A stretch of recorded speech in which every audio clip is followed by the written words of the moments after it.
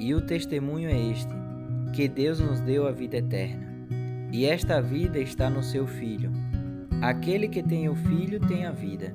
Aquele que não tem o Filho de Deus não tem a vida. 1 João 5, verso 11 e 12. A vida eterna não é apenas uma promessa futura, mas uma realidade que começa agora para quem está em Cristo Jesus. Em meio à dor, à perda e até diante da morte, a segurança do cristão repousa nessa verdade. A vida está em Jesus. Quem o recebe pela fé, vive sob a certeza da salvação e da ressurreição na sua volta. Essa é a bendita esperança bíblica que consola, fortalece e sustenta o coração.